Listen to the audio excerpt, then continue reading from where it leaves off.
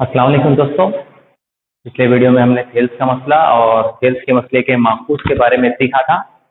आज हम थेल्स के मसले के ऊपर चंद मसाइल हल करेंगे, लेकिन उससे पहले हम थोड़ा थेल्स के मसले और थेल्स के मसले के माखूज को जो है रिवाइज कर लेते हैं।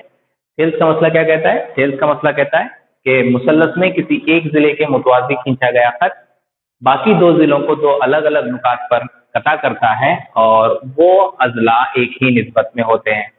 और इसका माखूज हमने सीखा था, मुसल्लस में कोई दो जिलों को एक ही निस्बत में तकसीम करने वाला खत तीसरे जिले के मुतवाज़ी होता है। देखिए, जब हमें थेल्स का मसले के ऊपर जब मसाइल को हल करते हैं तो हमें तीन बातों को, मेरे ख्याल से तीन बातों को जो है जहन में रखना चाहिए।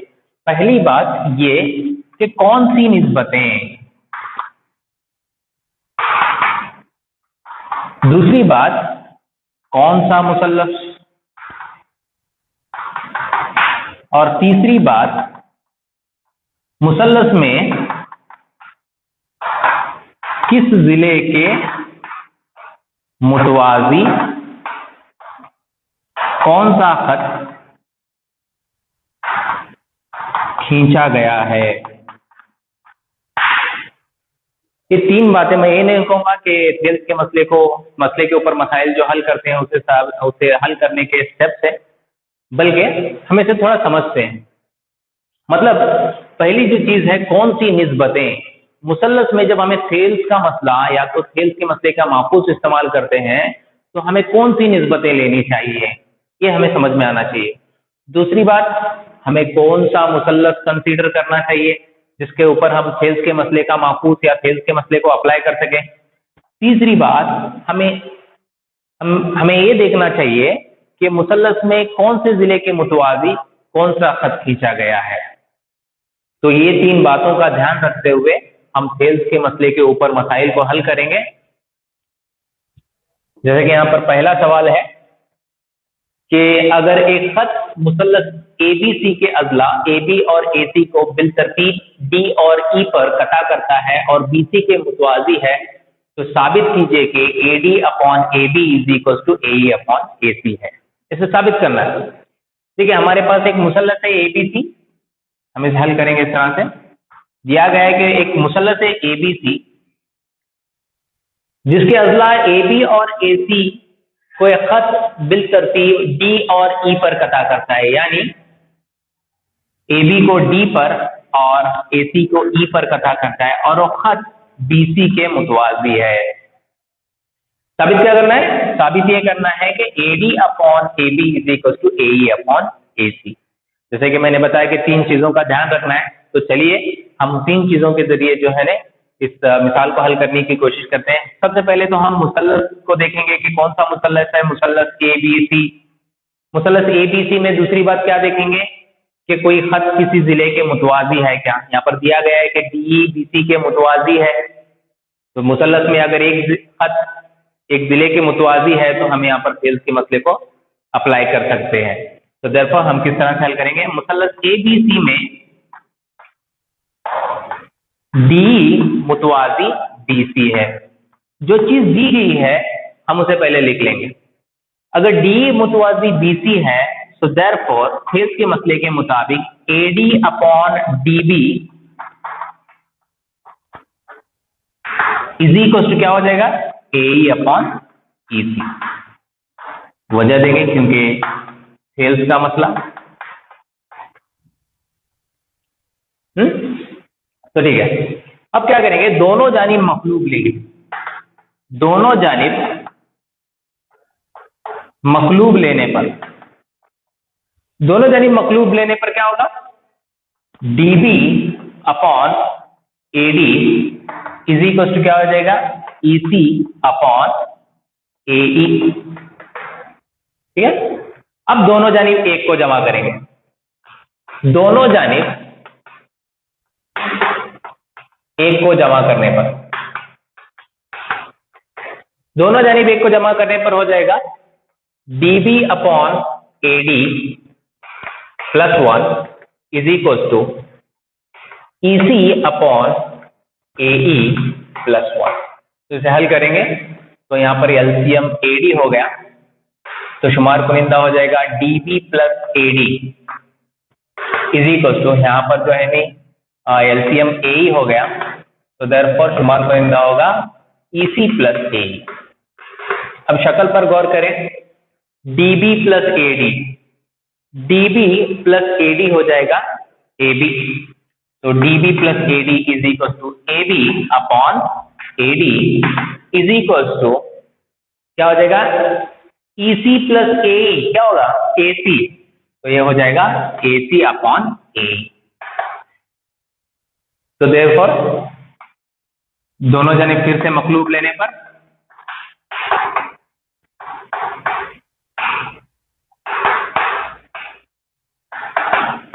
क्या होगा, देयरफॉर मखलूब लेने पर AD upon AB is equal to AE upon AC हो जाएगा। तो हमने साबित किया AD upon AB is equal to AE upon AC.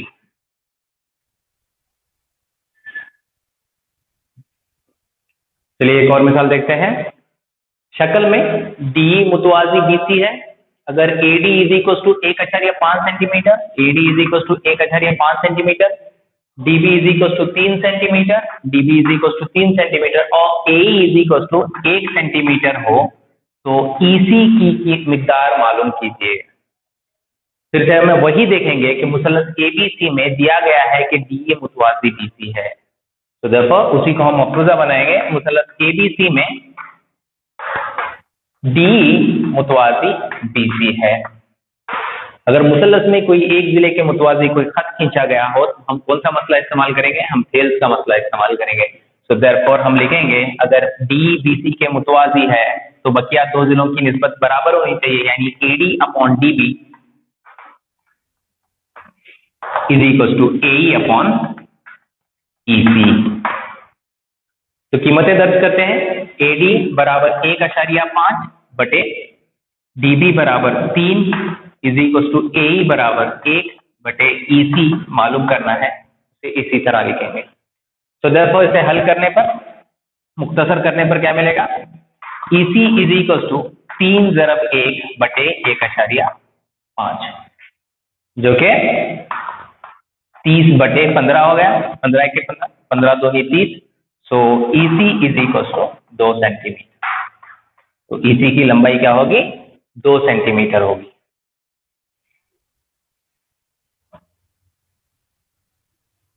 इसी तरह से एक और मिसाल है। शक्ल में डी मुतवाजी बीसी है, डीई मुतवाजी बीसी है और दिया गया है कि DB is equal to 7.2 centimetre, AE is equal to 1.8 centimetre और EC is equal to 5.4 centimetre. तो हमें एडी की मिकदार मालूम करना, एडी की लंबाई मालूम करना।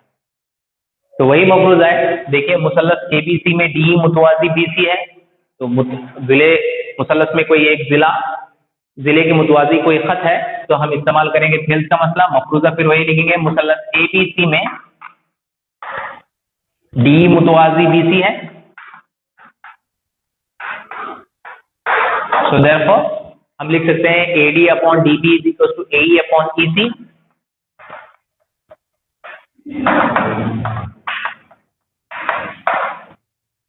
क्योंकि यहाँ क्यों लिखा हमने, थेल्स का मसला।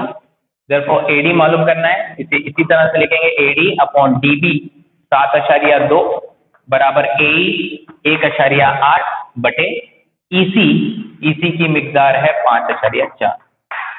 सो देयरफॉर एडी की मिकदार होगी एडी बराबर 1.8 ज़रब 7.2 बटे 5.4। तो देयरफॉर 18 के 18, 18 या 54, 3 1 के 3, 3 2 6, 1 बजा 3 6, 3 4 12। So AD is equal to हो गया 2.4 सेंटीमीटर।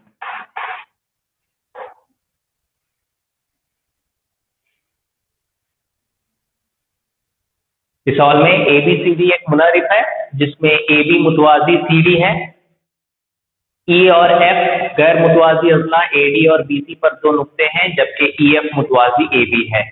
साबित कीजिए कि AE upon ED is equal to B F upon F C होता है। सबसे पहले हमें मुनारिफ क्या है समझेंगे। मुनहरिफ एक ऐसा ज़ुअरबतुल अज़ला है जिसके मुकाबिल के अज़ला की एक जोड़ी मुतवाज़ी होती है। तो हम सबसे पहले एक बेसिक सा शक्ल बनाएंगे, बेसिक सी शक्ल बनाएंगे मुनहरिफ की। तो ABCD एक मुनहरिफ है जिसमें दिया गया है कि AB मुतवाज़ी CD है। साथ ही साथ दिया गया है कि E AD पर एक नुक्ता है और F BC पर एक नुक्ता है। इस तरह है कि EF AB के मुतवाज़ी है। हमें क्या दिया गया है? एक तो चीज A दी गई है कि AB मुतवाज़ी CD है, और एक चीज A दी गई है कि EF मुतवाज़ी AB है। देखने से पता चलता है कि CD जो खत है वो AB के मुतवाज़ी है और EF जो खत है वो भी AB के मुतवाज़ी है। जो हमने 9वीं जमात में पढ़ा है कि खुतूत जो एक ही खत के मुतवाज़ी होती है वो आपस में भी मुतवाज़ी होती है। तो देयरफॉर हम कह सकते हैं कि EF मुतवाज़ी CD है। हमें यहाँ पर मुसल्लस नजर नहीं आया। हेल्स का मसला जो है नहीं मुसल्लस से ताल्लुक रखने वाला है। तो हम इस मुनहरिफ को दो मुसल्लसात में तकसीम करेंगे। किस तरह से तकसीम करेंगे? हमें पता है कि ज़ुअरबतुल अज़ला में खींचा गया बितर ज़ुअरबतुल अज़ला को दो मुसल्लसात में तकसीम करता है। तो हम क्या करेंगे? या तो A से C को जोड़ेंगे या फिर D से B को जोड़ेंगे। तो हम जो है नी A से C को इस तरह जोड़ेंगे कि AC EF को P पर कता करें। हम लिखेंगे AC को जोड़िए जो EF को P पर कता करें। अब हम मुसल्लस ADC लेंगे। मुसल्लस ADC में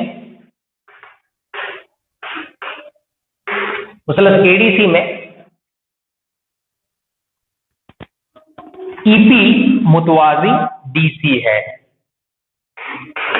EP मुतवाज़ी DC है। सो देयरफॉर सेल्स का मसला इस्तेमाल करेंगे। AE upon ED is equal to AP upon PC होगा। AE upon ED is equal to AP upon PC होगा। इसे मसला नंबर 1 कहेंगे क्योंकि हेल्स का मसला। ठीक है। इसी तरह जब हम मुसल्लस ACB की बात करेंगे, मुसल्लस ACB में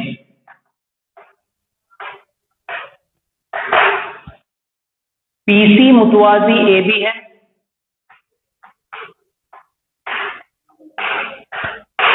तो देयरफॉर यहां पर हेल्स का मसला इस्तेमाल करने से हमें क्या मिलेगा? AP upon PC, AP upon PC is equal to क्या होगा? DF अपॉन FC होगा। इसे बोलेंगे मसावत नंबर 2 क्योंकि हेल्स का मसला। मसावत नंबर 1 और 2 पर गौर करें तो पता चलता है कि AE upon ED AP upon PC के मुतवाज़ी है और मसावत नंबर 2 में BF अपॉन FC भी AP अपॉन PC के बराबर है। तो दो निस्बतें एक ही निस्बत के बराबर हैं, सो देयरफॉर वो आपस में भी बराबर होंगी। मसावत नंबर 1 और 2 से ये साबित होता है कि AE upon FD AE upon ED is equal to क्या होगा? DF अपॉन FC होगा।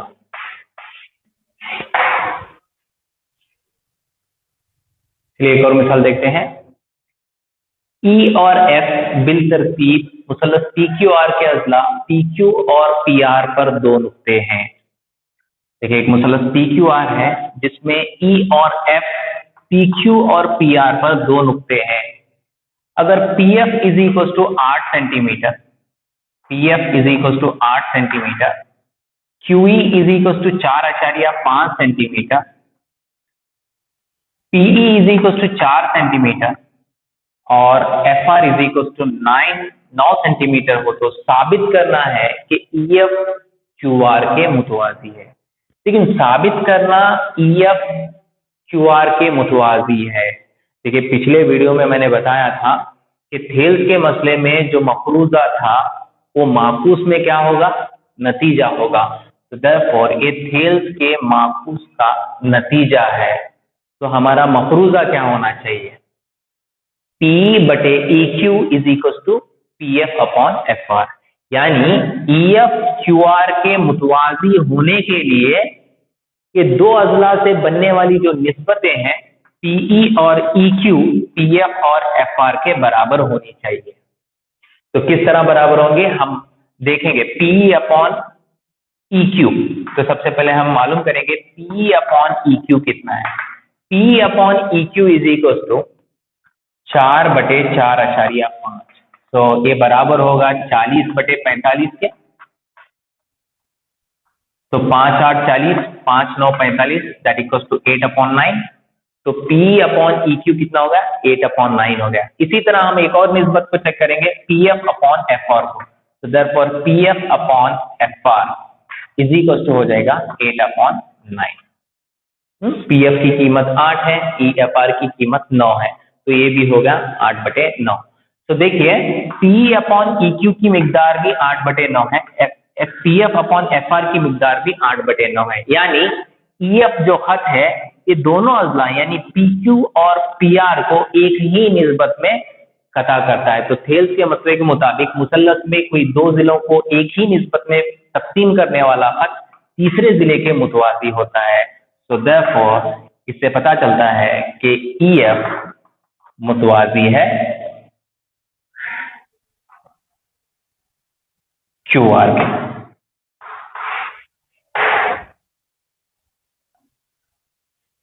शक्ल में LM मुतवाजी CB है और LN मुतवाजी CD है। दिया गया है कि LM मुतवाजी CB है, LM मुतवाजी CB है। इसी तरह से LN मुतवाजी CD है, LN CD के मुतवाजी है। साबित कीजिए कि AM upon AB is equal to AN upon AD। ठीक है, हमें ये बात ध्यान देनी चाहिए कि कौन सा खत कौन से खत के मुतवाजी है और वो किस मुसल्लस में है। जैसे कि मैंने 3 चीजें बताई थी इस वीडियो के शुरुआत में कि हमें इन चीजों पर ध्यान देना चाहिए कि कौन सी निस्बतें हमें कंसीडर करनी चाहिए, दूसरी बात ये कि कौन सा मुसल्लस कंसीडर करना चाहिए, और तीसरी बात ये कि मुसल्लस में किस जिले के मुतवाजी कौन सा खत खींचा गया है। तो इसे हल करने के लिए हम पहले ऊपर वाली शक्ल को कंसीडर करेंगे। मुसल्लस ABC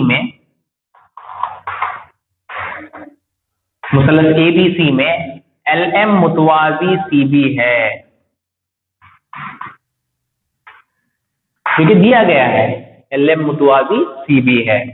अगर मुसल्लस में LM CB के मुतवाजी है तो देयरफॉर ये जो खत है LM AB और AC को एक ही निस्बत में तकसीम करेगा।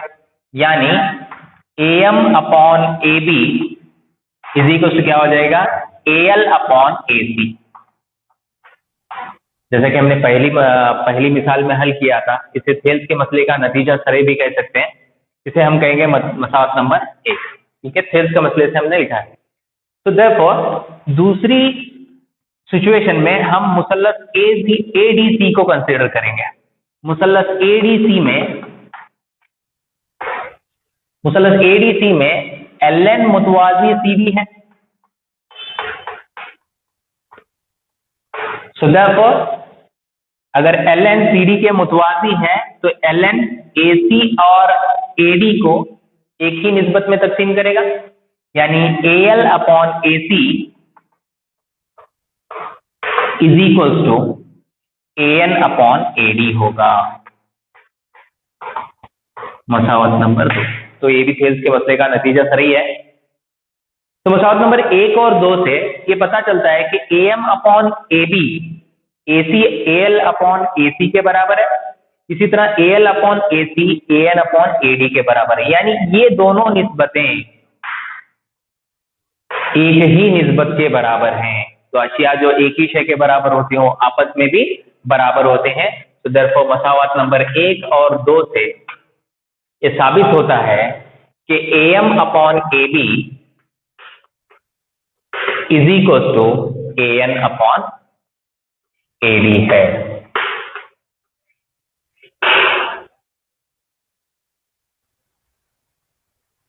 शक्ल में DE मुतवाजी AC है और DF मुतवाजी AE है।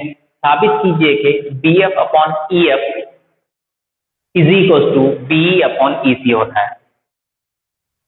तो पहली बात तो ये कि DE मुतवाजी AC है, DE AC के मुतवाजी है, DE जो खत है AC के मुतवाजी है। जब भी हमें मुतवाजी खत दिया जाए तो हम उस मुसल्लस को कंसिडर करेंगे जिसके अंदर एक खत खींचा गया है। तो देयरफॉर DE AC के मुतवाजी है तो हम मुसल्लस ABC लेंगे, क्योंकि मुसल्लस ABC के अंदर DE जो खत है वो AC के मुतवाजी है। तो देयरफॉर मुसल्लस ABC में DE AC के मुतवाजी है AC। So therefore AD upon DB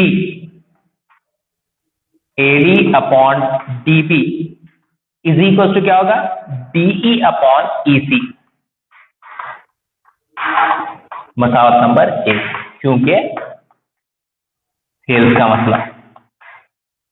ठीक है। इसी तरह से दूसरी चीज जो दी गई है DF AE के मुतवाजी है, DF जो खत है वो AE के मुतवाजी है। तो फिर से हमें एक खत दिया गया है कि जो दूसरे खत के मुतवाजी है, तो हम उस मुसल्लस को चूज करेंगे, सिलेक्ट करेंगे जिसमें खत खींचा गया है। तो मुसल्लस ABE में अगर हम देखें तो DF जो खत है जिला AE के मुतवाजी है। तो इसी तरह से हम कौन सा मुसल्लस लेंगे, ABE। मुसल्लस ABE में DF मुतवाजी AE है। तो एक बार फिर हम थेल्स के मसले का इस्तेमाल करेंगे।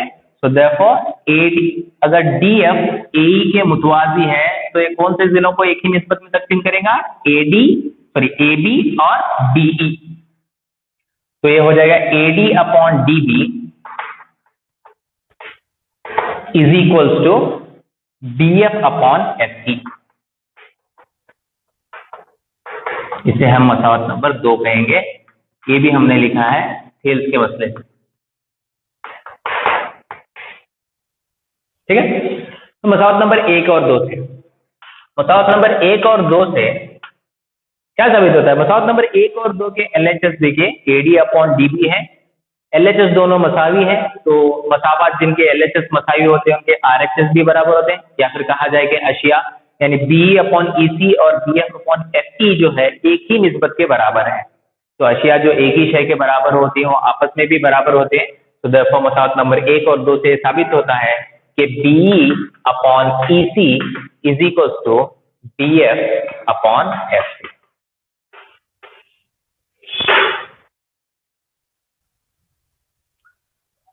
मेरे वीडियोस अगर आपको फायदेमंद हो रहे हों तो प्लीज मेरे वीडियोस को लाइक कीजिए, शेयर कीजिए, कमेंट कीजिए। शेयर इसलिए कीजिए कि ज़्यादा से ज़्यादा लोगों तक पहुंचे, और आपके जो भी सवालात हों मुझे कमेंट बॉक्स में ज़रूर बताएं, मैं उन्हें ज़रूर हल करने की कोशिश करूंगा। शुक्रिया।